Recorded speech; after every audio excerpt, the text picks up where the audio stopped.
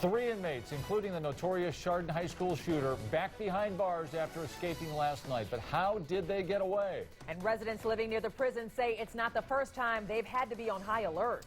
A fight at a TPS high school goes viral. Now school leaders are investigating. 911, where's your emergency?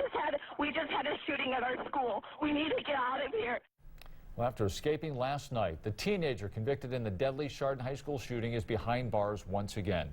TJ Lane shot 6 students, killing 3 back in February of 2012. Lane and 2 other men bolted from prison last night. Lane is sentenced to life in prison, but earlier this morning, all 3 men were found and captured by authorities.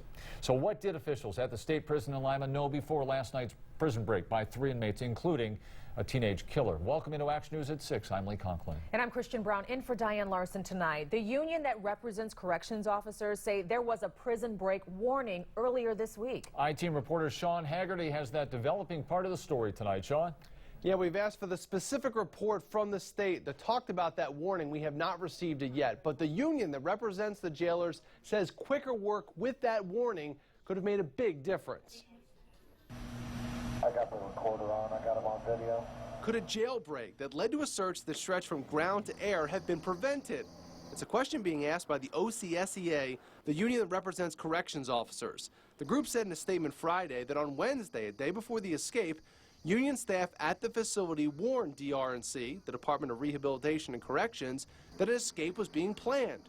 1 inmate was put in segregation as a result, but no additional measures were taken to secure the unit. Once we get the facts, we will share those with you.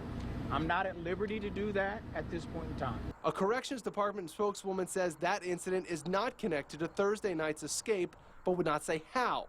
We do know that Lindsey Bruce, TJ Lane, and Clifford Opperud all scaled a fence to cross the roof of an entry building, and that's when a fence alarm sounded around 7:30 Thursday night. How they got up there is not being released. But it would be wrong for me until I get all the facts to share any other information until the conclusion of the investigation. There's speculation about some sort of homemade ladder. A corrections spokeswoman would not comment on specifics of that part of the investigation or when we'll get the information. It's going to follow its own time frame. Investigators praised the short amount of time it took to secure a perimeter around the escapees and the prison. None of them got more than a few hundred yards away from the prison. They didn't make it far as they thought they would just because the perimeter was set up so fast. The Corrections Officer Union says they've let the state know about staffing levels here and inmate security levels not being adequate.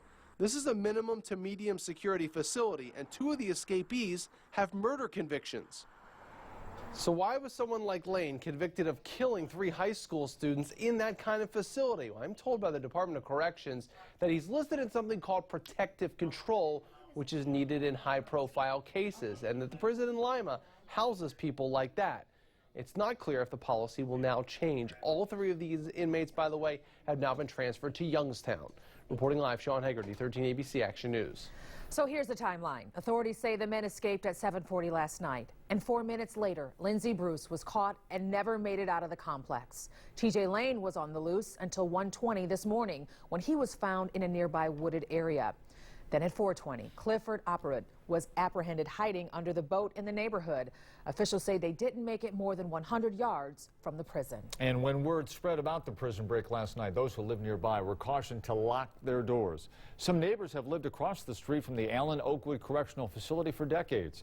Our Tony Geftis was in Lima this morning. He spoke with those folks earlier today. They say they know a prison break can happen, same as ones happened in the 60s and 70s. It was around 7:40 last night when TJ Lane, Clifford Opperud, and Lindsey Bruce somehow got out of this minimum to medium security facility. At least one neighbor says if they'd showed up at his door, he would have met them with his gun. Yeah, my nephew called me, said 3 of them broke loose. My son called me, he's a deputy sheriff. Oh, okay. So I was in a 9mm and 44 in one hand. Right. I would have shot him. The manhunt that took in total some 9 hours, all 3 escapees are once again locked up. So tonight, neighbors may be able to rest much easier. Stay with 13 ABC for continuing coverage of the Lima prison break. If you'd like to see the most recent inspection report of that prison, which includes concerns about safety, you can find that right now on 13abc.com. 3 Rogers High School students faced disciplinary actions after a fight broke out in the school's cafeteria. The incident was caught on a student's cell phone, and the video has gone viral. A cafeteria fight inside Rogers High School has gone viral. The video has been shared countless times on Facebook. We decided not to show you that dramatic video inside Rogers cafeteria where 2 female students were brawling. You can clearly see one teacher trying to intervene, taking several licks while trying to get the situation under control. TPS leaders are well aware of the video, and they've already launched a full investigation. It's an unfortunate situation. I think it's a situation where you had an altercation between 2 students. You have a staff member that intervenes for the safety of the students and the safety of everybody else in the cafeteria. Students at the high school level are allowed to use their cell phone in between classes and at lunch, but recording a fight is a different issue.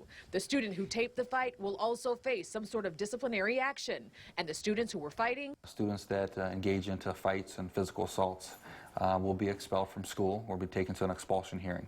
Tonight, TPS officials want to reassure parents that this is just an isolated incident. I think it's important to know that in Security Magazine, we're ranked the number 9th safest school district in the country, and we take pride in that. And Rogers parents need to know that not just the district, but Rogers High School is one of the safest schools. Students are very safe coming to school each and every day.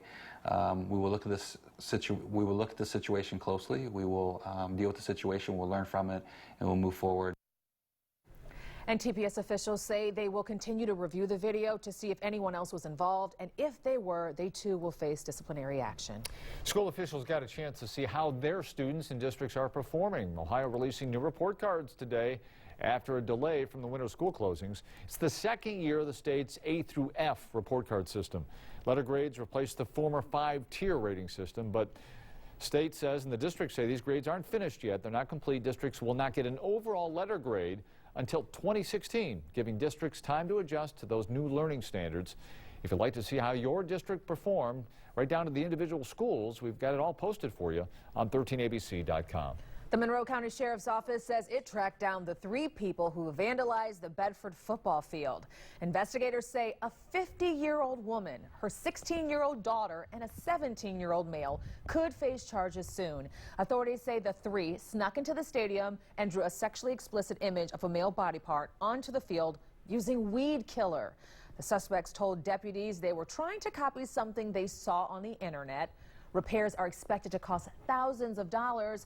The school says it hopes to have the field ready for homecoming a week from tonight. Meanwhile, workers at Bedford Stadium are fixing the damage done to the field, and volunteers and workers went the extra yard this morning, spelling out the word family where the turf was damaged. Bedford football players on their jerseys, they wear family on the back instead of their names. They say it reminds them the team is bigger than themselves. State Highway Patrol is trying to keep drunk drivers off the roads. There's going to be an OVI checkpoint on South Clinton Street in Defiance County. Troopers telling us it'll go from 9 until 1 o'clock in the morning. Checkpoint will also be held with help from the Defiance Police Department. Troopers stress if you plan to drink, make sure you have another way to get home, and of course do not get behind the wheel. Rossford Police Department's smallest member got a new uniform today. John Penny of JP's Black Belt Academy gave a new bullet-resistant vest to Rossford Police K-9 Gideon. The vest was bought through a fundraiser called Kevlar for Canines back in March. Police chief telling us they rely on donations for those vests because usually they're more expensive than the vest for humans. He says it's important because Gideon can do some things that people just can't. If we get into a situation where we need to send the dog in to a situation where maybe someone's armed or has a knife and the dog could get hurt, this will just be an extra protection for our canine. We're pretty excited about having this donated to the department and to our dog that we love, so it's going to be a good thing for us. All right, and Gideon's been with Rossford Police since May of 2012. The vests also went to the dogs in Lake Township and in Perrysburg. Well, the trucks are waved. Contest is over. That's right. Which school was able to donate the most to the less fortunate and walk away with cash? Find out. This is 13ABC Action News with Lee Conklin and Christian Brown. Tonight, travel high above Ground Zero with David Muir for a view